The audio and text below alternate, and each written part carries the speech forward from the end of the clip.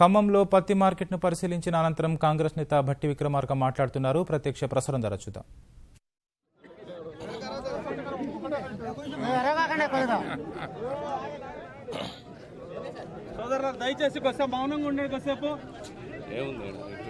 ఖమ్మం మార్కెట్లో పత్తి రైతు దోపిడీకి గురవుతున్నారు.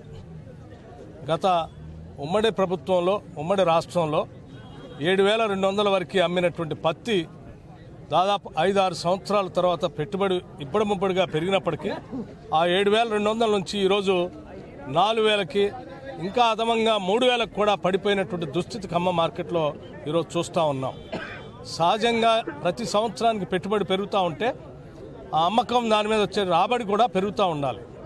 కానీ ఇది ఎక్కడ విచిత్రమో, తెలంగాణ టీఆర్ఎస్ నాయకత్వంలో ఈ ప్రభుత్వం వచ్చిన తర్వాత గతంలో ఉన్నటువంటి రేటు 7,200 పైబడి అమ్మినటువంటి పత్తి రేటు ఈరోజు 400కి, చివరికి 3,500కి ఒక ముష్టిగుంట్ల రైతు చెప్తా ఉన్నాడు తన పత్తి 3,000కే కొన్నారు ఈ ఖమ్మం మార్కెట్లోని.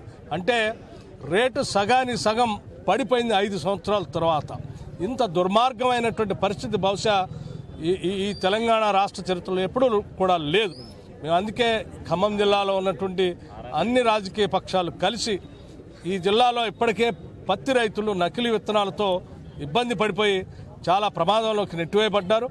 అరకొరగా వచ్చినటువంటి పత్తికైనా కనీస మద్దతు ధర ఇప్పిద్దామనేటువంటి ఆలోచనతో ఇక్కడికి వచ్చి చూస్తే ఇక్కడ ఉన్నటువంటి పరిస్థితులు చాలా భయంకరంగా ఉన్నాయి.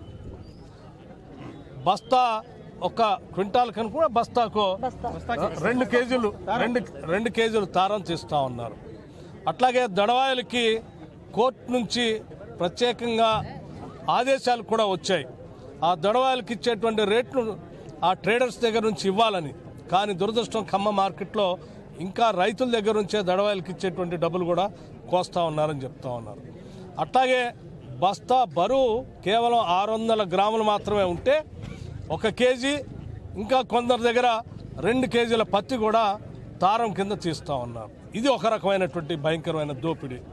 ఈ రకంగా ఖమ్మం జిల్లాలో దోపిడీ జరుగుతూ ఉంటే ఇక్కడ ఉన్నటువంటి సెక్రటరీ గారిని అడిగాం, మీరు ఇక్కడ ఉన్నటువంటి పరిస్థితులపైన అన్ని రాజకీయ పక్షాలతో రైతు సంఘాలతో కూర్చొని మాట్లాడాలి కదా అంటే వారు చెప్తా ఉన్నారు, ఖమ్మంలో ఉన్నటువంటి ఛాంబర్ ఆఫ్ కామర్స్ని కూర్చోబెట్టి మేము నిర్ణయాలు చేస్తున్నాం అని చెప్పి.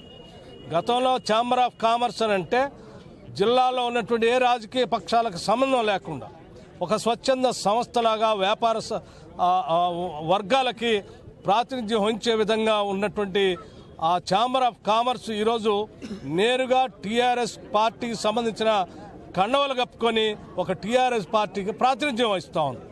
ప్రభుత్వమే రేటు తగ్గించిందని ఒక పక్కన చెప్తా ఉంటే ఈ ప్రభుత్వానికి ప్రాతినిధ్యం వచ్చే టీఆర్ఎస్ పార్టీకి సంబంధించిన ఖమ్మం జిల్లా ఛాంబర్ ఆఫ్ కామర్స్ వాళ్ళని కూర్చోబెట్టుకొని మాట్లాడితే ఇటు ఛాంబర్ ఆఫ్ కామర్స్ వాళ్ళు, అటు ప్రభుత్వం అధికారులు, దళారులు అందరూ కలిసి ఈ తెలంగాణ రాష్ట్రంలో పత్తి రైతుని దోపిడీకి గురి చేస్తూ ఉన్నారు. అందుకే మేము డిమాండ్ చేస్తూ ఉన్నాం, అన్ని రాజకీయ పక్షాలకు సంబంధించినటువంటి రైతు సంఘాల నాయకుల్ని పిలిపించాలి, వాళ్ళందరితో కూర్చొని చర్చించాలి.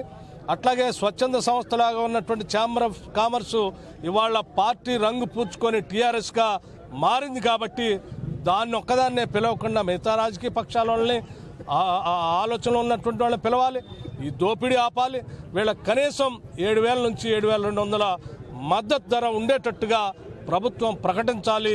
అలా ప్రకటించకపోతే ఈ రాష్ట్రంలో ఉన్నటువంటి తెలంగాణ రైతులు అన్యాయమైనటువంటి పరిస్థితి ఉంది. తెలంగాణ రాష్ట్రం కూడా ప్రమాదంలోకి నెట్టివేయబడుతుంది.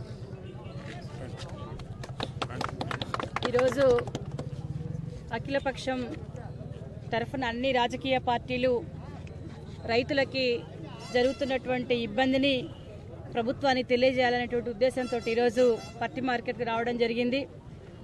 ఇక్కడున్న రైతు ఎదుర్కొంటున్నటువంటి దోపిడీ చూస్తే మరెక్కడ కూడా ఇంత దోపిడీ ఉండదేమో అనిపిస్తూ ఉంది. రైతు అమాయకత్వాన్ని ఆసరాగా చేసుకొని ఈరోజు దోపిడీ జరుగుతూ ఉంది.